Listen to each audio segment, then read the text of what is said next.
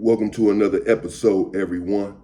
Monster Cody from A-Trade Gangsta got into a vicious squabble with Poncho, who was a blood from up north. This transpired in Centinela State Prison on a yard in 2019, 2020, or 2021. I just paroled. When I paroled in April of 2022, I paroled from Centinela State Prison. My second time in that prison. I paroled from C Yard, a level 4. Poncho was my downstairs neighbor. He was in my vent. A very short dude, the shortest dude on the yard. Everyone knows who he is. Little short, light-skinned dude. He's not from Oak Park, but he a blood from up north. His celly had got into something up there, which I'll get into at a later date. And Poncho was telling me about this squabble that he had with Monster Cody on AR. And he had told me the story 3 or 4 times. And then I ended up seeing the paperwork myself.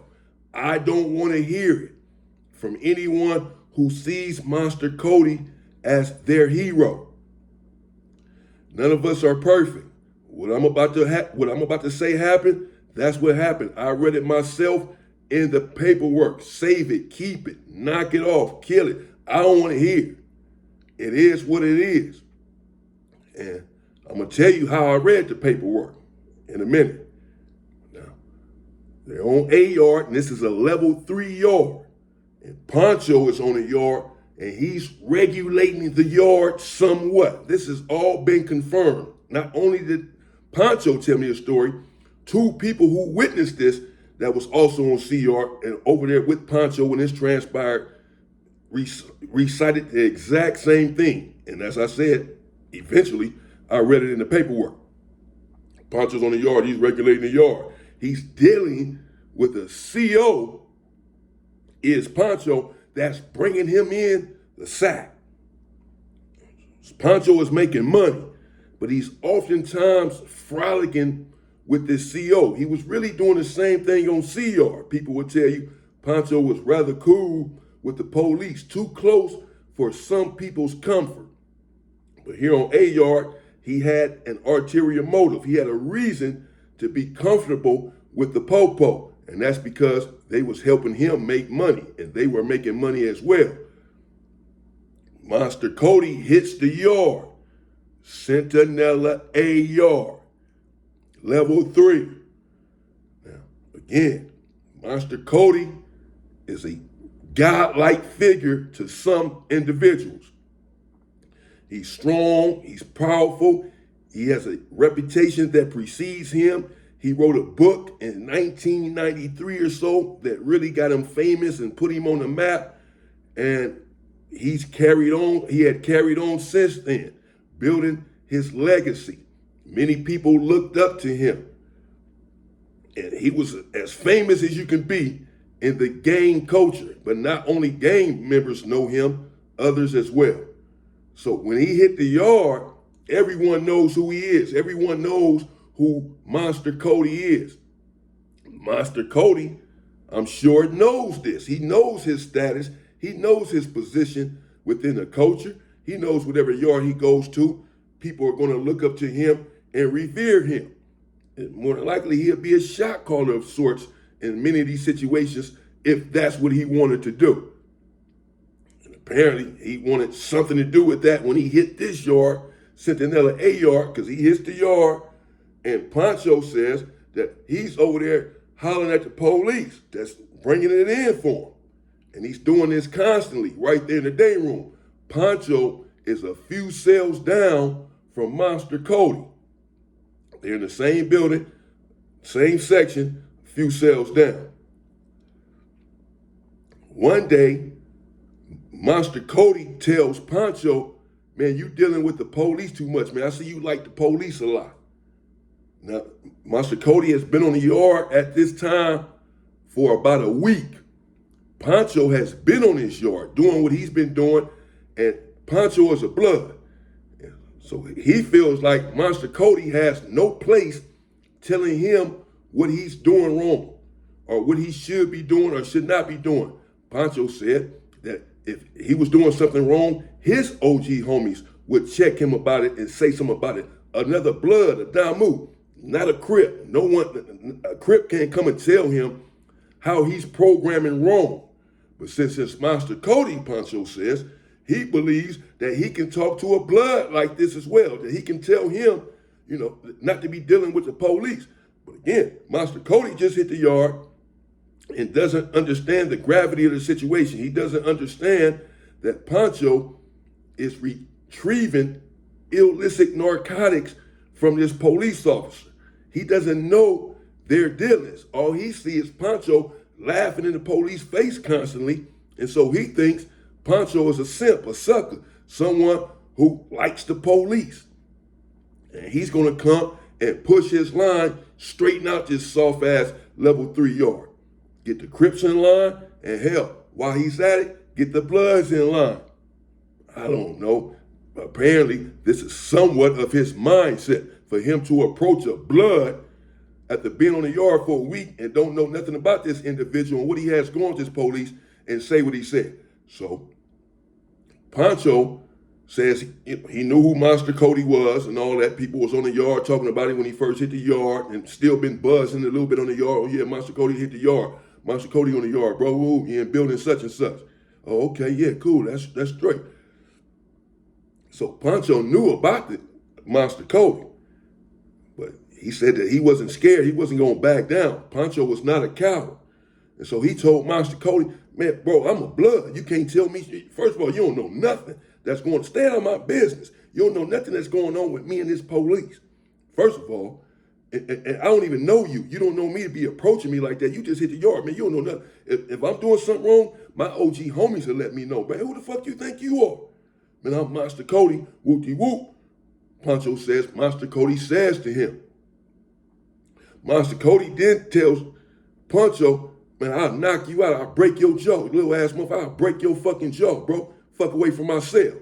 Now, Poncho said when Monster Cody told him he would break his jaw, he had no choice at that moment. He had no choice but to attack Monster Cody first, because he said, man, I'm such a small dude. Monster Cody was not big and swole anymore at this juncture, but he's still, again, a godlike figure. He's still strong. He's still someone, life's circumstances has got to him somewhat at this point, apparently, Monster Cody, but he's still Monster Cody.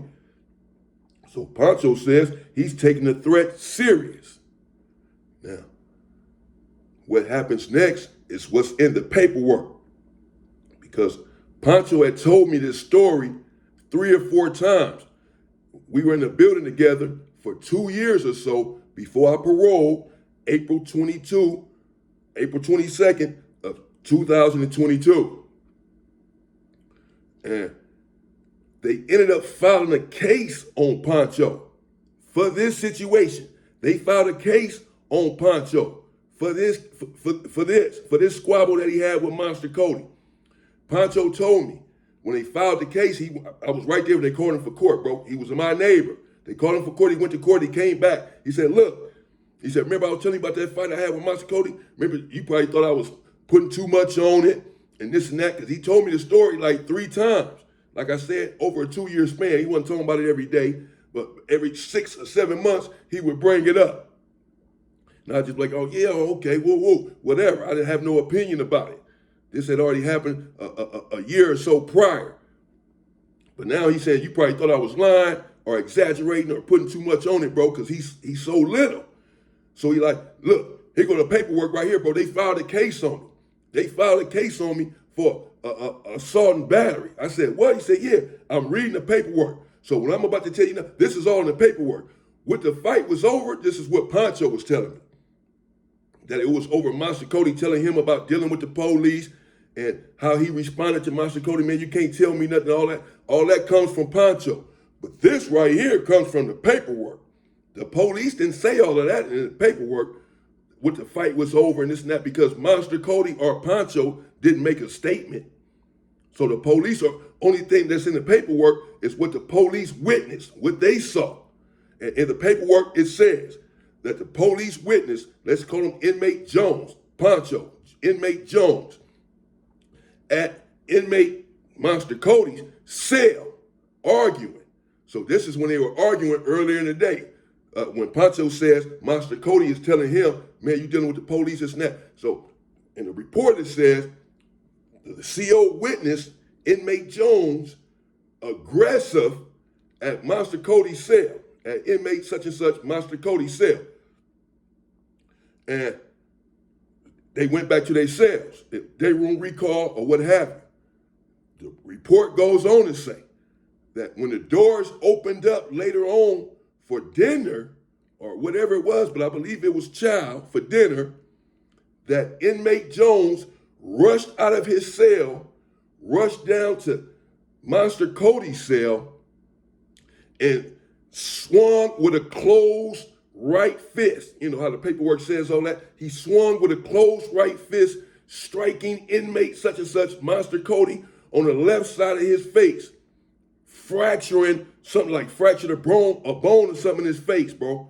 Okay, Monster Cody, the paperwork says, stumbled down.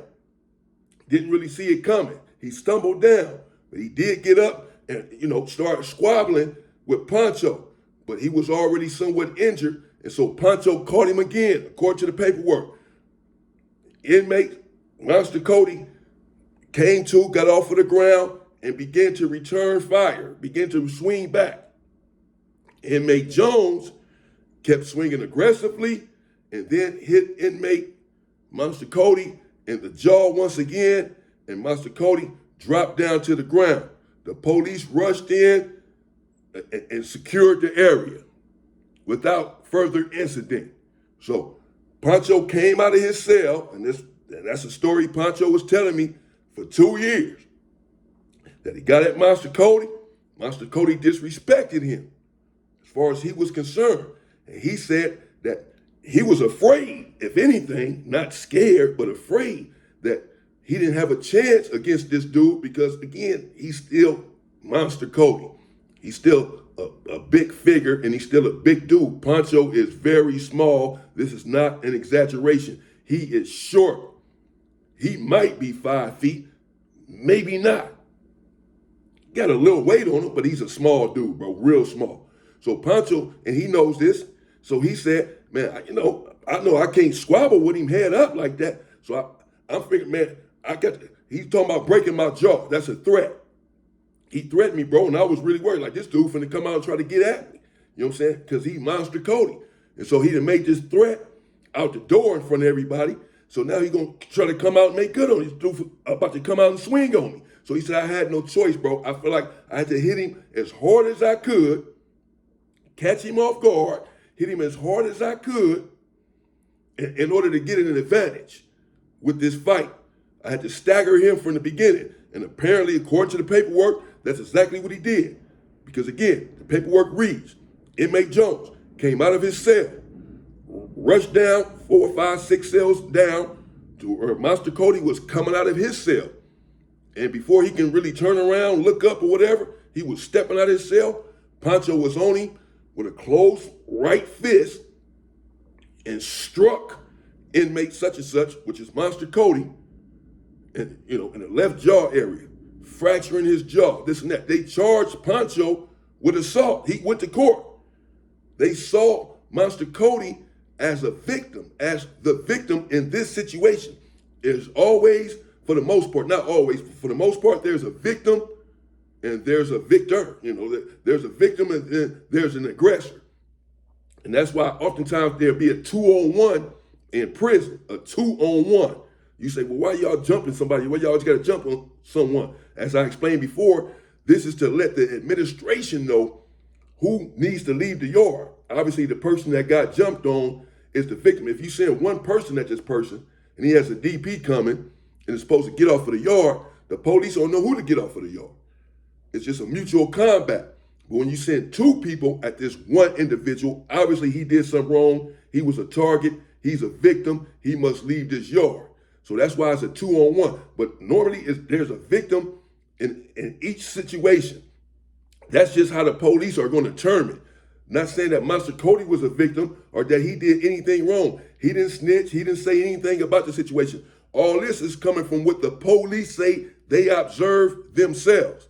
That inmate Jones was the aggressor. That he was at Monster Cody's cell earlier, arguing, speaking loudly. They both were arguing back and forth. According to the paperwork, they wasn't sure what they were saying or whatever. They just saw them arguing earlier in the day.